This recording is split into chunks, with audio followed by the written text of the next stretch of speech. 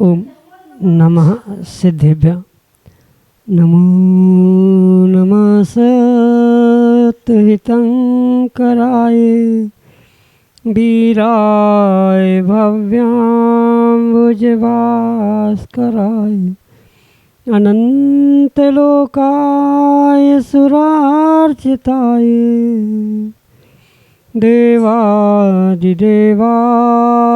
नमो जिनाय देवादिदेवाय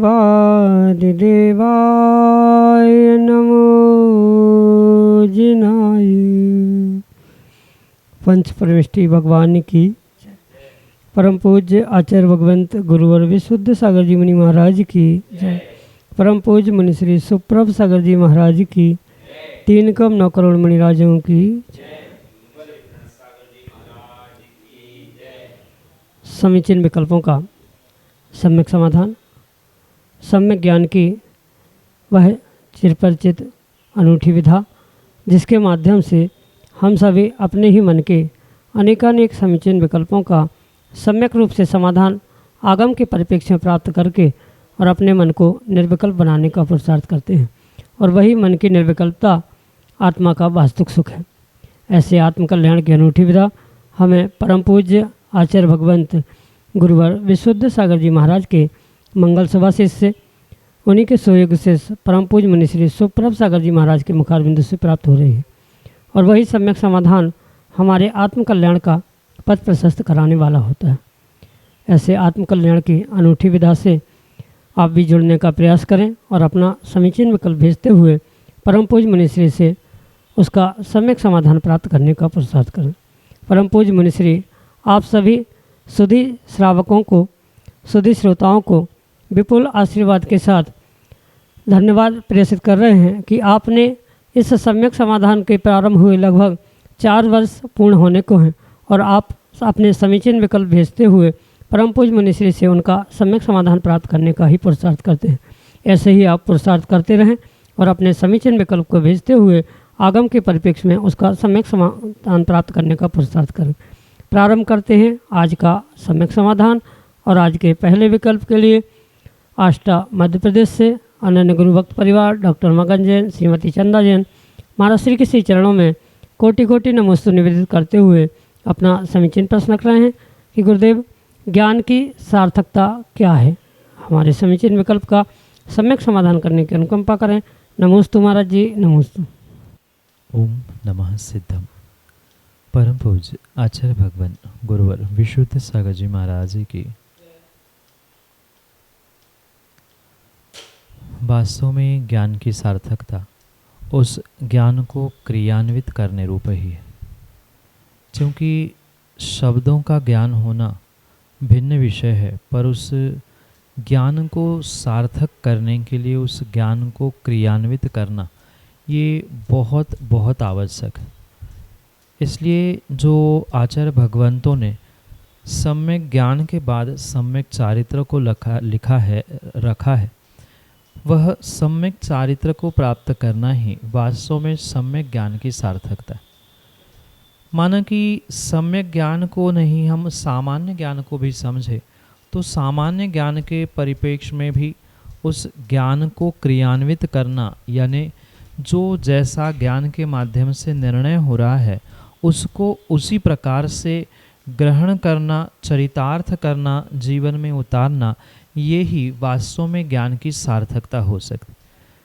जो मात्र जानकारी रूप ज्ञान है वह आगम के परिप्रेक्ष्य में ज्ञान है ही नहीं है, क्योंकि जानकारी रूप ज्ञान तो अधिकांश जीवों को होता है, पर उस जानकारी के साथ साथ उसे प्रैक्टिकल में लाना, प्रैक्टिकल में लाते हुए उसके फलों को प्राप्त करना ये बहुत आवश्यक है, क्योंकि आचार्य भगवंतों ने ज्ञान के फलों को समझाते हुए कहा है कि जब भी जीव इस ज्ञान को सम्यक ज्ञान को प्राप्त करता है, नियम से वहाँ पर उस सम्यक ज्ञान को प्राप्त करते हुए कहीं न कहीं उपेक्षा, माध्यस्थता आदि फलों को प्राप्त करता ही करता है। बिना उस फलों को प्राप्त किए ज्ञान की सार्थकता होना संभव नहीं हो सकती। कहने का अभिप्राय ये है कि अज्ञान निवृत्ति, हानोपादान उपेक्षा सफलम, ये जो सूत्र आचार्य भगवंत ने दिया है, मतलब अज्ञान की निवृत्ति होना, हान उपादान यानी हेय उपादेय, अच्छा बुरा इसका विवेक रखते हुए किसे ग्रहण करना, किसे छोड़ना, किसे चरितार्थ करना, ये दूसरा फल, और तीसरे फल में उपेक्षा यानी माध्यस्थता के रूप में इस ज्ञान की सार्थकता को आचार्य भगवान फल के माध्यम से समझाने का प्रयास करते हैं। ये विशेष बात समझने योग्य है कि ज्ञान को मात्र शब्दों में ग्रहण करते हुए, यानी जिसे मैंने अभी जानकारी रूप स्वीकार किया, तो मात्र जानकारी रूप ज्ञान तो अधिकांश जीवों को होता है, पर उस जानकारी के साथ साथ कहीं न कहीं उसकी सार्थकता के लिए उसे चरितार्थ करना आवश्यक है। इसलिए जो अज्ञान की निवृत्ति, हान उपादान और उपेक्षा, ये जो तीन फल है, इन तीन फलों को प्राप्त करना ही वास्तव में सार्थकता है। ज्ञान हो गया, जानकारी हो गई, पर उस ज्ञान से, उस जानकारी से अगर कोई जीव, कोई व्यक्ति अज्ञान से दूर होने का प्रयास उस ज्ञान के माध्यम से नहीं कर पा रहा है, तो किसी भी प्रकार से उसका ज्ञान प्राप्त करना सार्थक नहीं हो सकता। और कायदे से ज्ञान वही है जो अज्ञान की निवृत्ति कर ले। जैसे प्रकाश का मतलब क्या है, प्रकाश की सार्थकता क्या है, अंधकार को दूर करना, यही प्रकाश की सार्थकता है। इसलिए उस अंधकार को दूर करने रूप जैसे प्रकाश की सार्थकता है, ऐसे ही अज्ञान को दूर करने रूप ज्ञान की सार्थकता को यहाँ पर समझने की आवश्यकता है। अज्ञान की निवृत्ति नहीं हो रही है तो ज्ञान की सार्थकता नहीं है। जो दूसरा फल भी कहा है कि हेय उपादेय, मतलब अच्छा ग्रहण करने योग्य क्या है और बुरा छोड़ने योग्य क्या है, ये भी उस ज्ञान के फलरूप सार्थकता को ही स्वीकार करने वाला, प्रदर्शित करने वाला हो सकता है। बिना हेयोपादेय के, मतलब अच्छे बुरे की विवेक के अभाव में ज्ञान का मात्र जानकारी रूप प्राप्त कर लेना कभी सार्थक नहीं हो सकता। और तीसरा फल भी जो उपेक्षा कहा है, मतलब विपरीतता के समय में माध्यस्थ होते हुए कहाँ पर हमें ग्रहण करते हुए, छोड़ते हुए तीसरी स्थिति यानी पूर्ण रूप से मध्यस्थता को प्राप्त करने रूप जो अवस्था है, वही उसकी उपेक्षा रूप सार्थकता कही। इसलिए ज्ञान की सार्थकता, अज्ञान की निवृत्ति, हेय उपादेय का निर्णय और उपेक्षा को प्राप्त करना, यही हो सकता है। अन्य उसे चरितार्थ किए बिना उसकी सार्थकता नहीं। यही आपके लिए सम्यक समझ। सम्यक जैन, जयपुर राजस्थान से महाराज जी के चरणों में बारंबार नमोस्तु निवेदित करते हुए अपना समीचीन प्रश्न रख रहे हैं कि गुरुदेव, पुराण शास्त्रों को घर में स्वाध्याय हेतु रखना उचित है क्या? हमारे समीचीन विकल्प का सम्यक समाधान करने की अनुकंपा करें। नमोस्तु महाराज जी, नमोस्तु। आगम ग्रंथों को स्वाध्याय हेतु घर में पवित्र व्यवस्थित स्थानों में रखने में किसी भी प्रकार से कोई भी विकल्प नहीं करना, कोई दोष भी नहीं है। क्योंकि अगर घर में गृहस्थ स्वाध्याय हेतु ग्रंथों को, जिनवाणी को, शास्त्रों को विराजमान नहीं करेगा, तो सर्वथा मंदिर में ही पहुंचकर उसका स्वाध्याय करना कहाँ तक संभव हो सकता है, ये वर्तमान परिप्रेक्ष्य में समझने की आवश्यकता। क्योंकि आगम प्रमाणों से और प्रथमानियों के बहुत सारे कथानकों से ये सिद्ध होता है कि प्राचीन काल में, पूर्व काल में भी जिनवाणी ग्रंथों को, चारों अनुयोगों के ग्रंथों को घर पर स्वाध्याय के लिए श्रावक रखते थे, विराजमान करते थे। क्योंकि जिनवाणी की मर्यादा, मतलब उसका स्थान, उसके विराजमान करने का स्थान, उसका विधिवत बंधनों से युक्त होते हुए यानी आचार में बांध के हुए उससे विनयपूर्वक रखना आदि आदि तो पुरुषार्थ आवश्यक है। पर इसका मतलब ये नहीं है कि पुराण ग्रंथों को या आगम ग्रंथों को घर में विराजमान नहीं किया जा सकता। अगर हम जैन शासन का और जिनागम का कुछ इतिहास खोलकर देखें तो वर्तमान में जितने भी ग्रंथ हमारे लिए उपलब्ध है, ये पूर्ण रूप से ग्रंथ हमारे लिए जो श्रावकों ने अपने घर में रखे हुए ग्रंथ जिसकी सुरक्षा उन्होंने की थी वही मुख्य रूप से प्राप्त हुए हैं।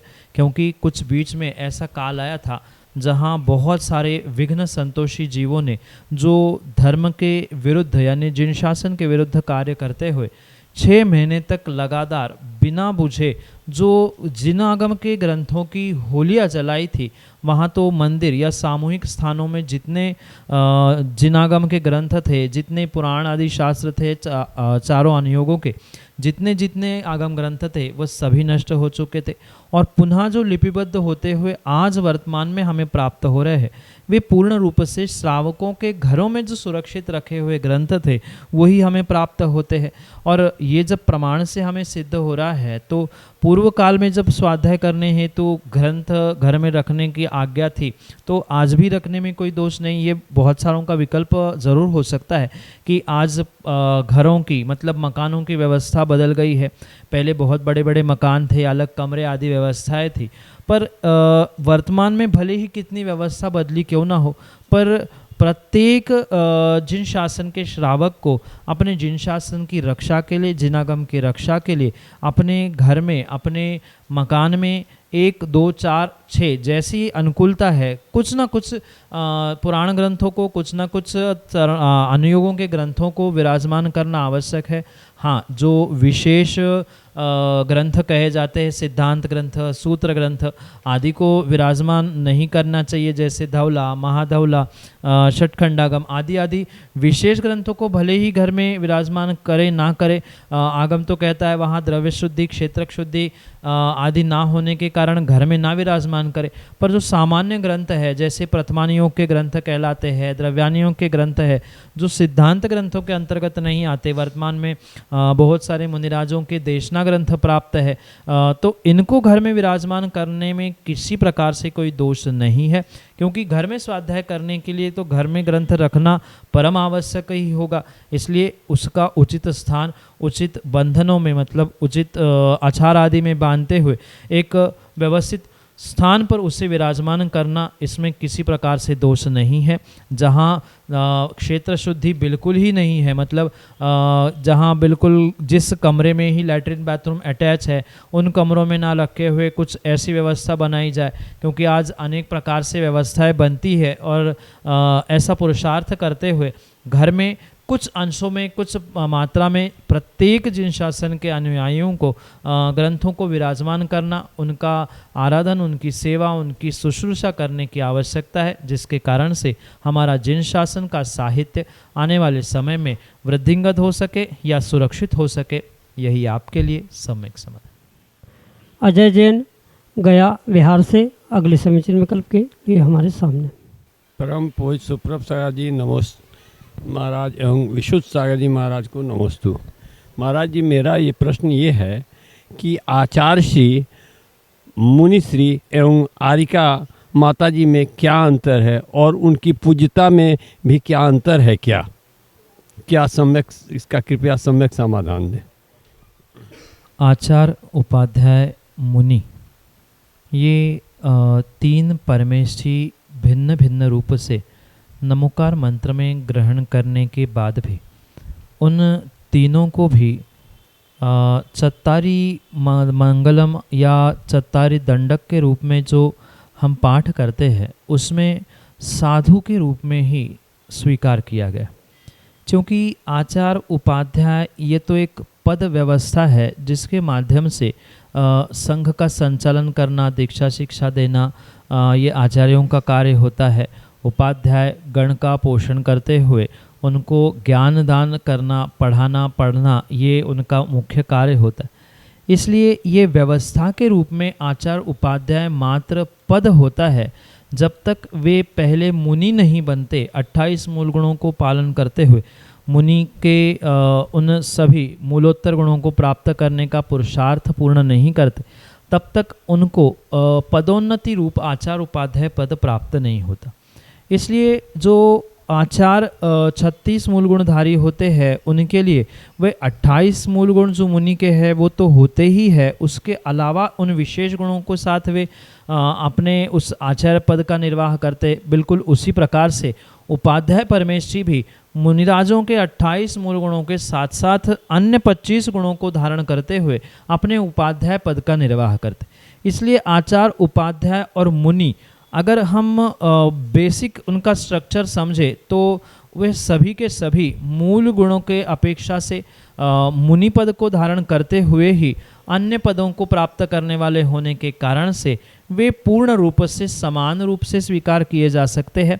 पर चूँकि विशेष पदों को प्राप्त करते हुए दीक्षा शिक्षा देना या आचार्यों का कार्य, पढ़ना पढ़ाना या उपाध्यायों का काम, और सामान्य रूप से अपनी तपस्या साधना में लीन रहना ये मुनिराजों का कार्य होने से मूल गुणों की अपेक्षा से और पद की अपेक्षा से, नमोकार मंत्र की अपेक्षा से इन तीनों में थोड़ा सा अंतर अवश्य हुआ करता है। ये आचार परमेष्ठी, तृतीय परमेष्ठी, उपाध्याय चतुर्थ परमेष्ठी और मुनि परमेष्ठी, साधु परमेष्ठियों को पंच परमेष्ठी के रूप में स्वीकार किया जा सकता है।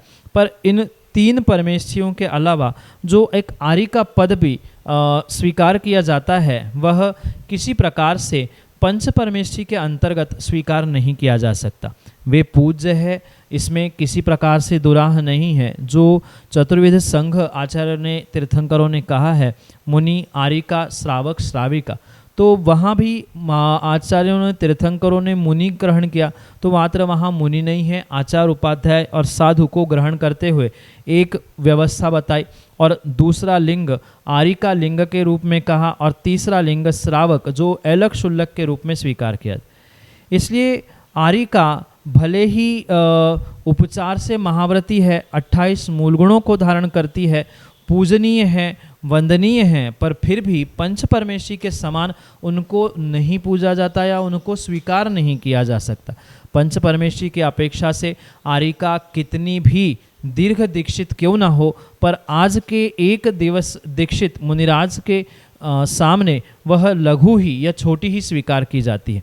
इसलिए आर्यिका, मुनि और आचार उपाध्याय, इनमें विशेष रूप से बहुत अंतर देखने में आता है। हाँ, पूज्यता उपचार से आर्यिका भी महाव्रती होने से पूजा करने में, उनकी नवदा भक्ति आदि करने में किसी प्रकार से दोष नहीं है। भले ही भिन्न भिन्न संघों की भिन्न भिन्न व्यवस्था देखने में आती है, पर आगम के परिप्रेक्ष्य में सामान्य रूप से आर्यिकाओं की पूजन या उनकी पूज्यता में किसी प्रकार से कोई कमी नहीं रखनी चाहिए। पर पुनः ये ध्यान रखें कि पंच परमेष्ठी के समान या आचार, उपाध्याय, साधु के समतुल समकक्ष आर्यिकाओं को नहीं ग्रहण किया जाता। भले ही मुनिराज आज के दीक्षित क्यों ना हो, पर वे पंच परमेष्ठी के अंतर्गत स्वीकार किए जाते हैं। आर्यिका कितनी ही दीर्घ दीक्षित क्यों ना हो, पर फिर भी वह पंच परमेष्ठी में स्वीकार नहीं की जाती। ये उनकी उस स्त्री पर्यायजन्य व्यवस्था के कारण से ही ये व्यवस्था कही गई है। पूज्यता में बहुत बड़ा अंतर नहीं है। ठीक है, पदों की व्यवस्था है, आचार, उपाध्याय और साधु आचार्य भगवंतों को विशेष गुण के, मूल गुणों के धारी होने से विशेष महत्व जरूर दिया जाता है। पर अगर गौर से देखा जाए तो तीनों को भी आचार्य भगवंतों ने उत्तम पात्र के अंतर्गत ही स्वीकार किया है। दान देने के लिए आर्यिकाओं को भी उत्तम पात्र, क्योंकि महाव्रती सम्यक दृष्टि के साथ होने से उन्हें भी उसी प्रकार से ग्रहण किया है। और पूज्यता में अपने अपने पदों के कारण से थोड़ा बहुत अंतर हो सकता है, पर तीनों आचार, उपाध्याय और साधु पंच परमेष्ठी के रूप में पूजे जाते हैं। और आर्यिका माँ को उपचार महाव्रती, उपचार से महाव्रत धारण करने वाले से उनको उस प्रकार से पूज्य स्वीकार किया जाता है। यही आपके लिए सम्यक समझ। श्रीमती मीना जैन, लखनऊ, उत्तर प्रदेश से, अगले समीचीन विकल्प के लिए। हम जब माला फेरते हैं तो माला फेरते समय हमारा ध्यान इधर उधर चला जाता है और हम कहीं के कहीं पहुंच जाते हैं, तो उसके लिए हमें क्या करना चाहिए? माँ, जाप करते समय आपका मन भटकने का ध्यान भटकने का मुख्य कारण है कि कहीं न कहीं जाप करते समय जो आपकी आँखें है, शरीर है, हाथ की उंगलियां आदि है, वह प्रतिपल प्रति समय चंचल होती है या भटकती है। क्योंकि जिस जीव जिस व्यक्ति की जितनी आँखें चंचल होती है, जितनी आँखें भटकती है, उतना ही उसका ध्यान भी भटकता। इसलिए आचार्यों ने जब भी योग की व्याख्या की है तो वहाँ आचार्य भगवान कहते हैं काय वांग मनः कर्म योगा, मतलब काय, वचन और फिर मन, इन क्रम से ही 3 योगों को आचार्य भगवंतों ने प्रतिपादित किया है आश्रव की व्यवस्था समझाते हुए। क्योंकि जब तक शरीर कंट्रोल में नहीं है या शरीर को यत्र तत्र भटकाने से नहीं रोका जा सकता है, तब तक वचन नहीं रोक सकते, और वचन और शरीर कंट्रोल में नहीं है तो किसी प्रकार से मन भी भटकने से नहीं बच सकता।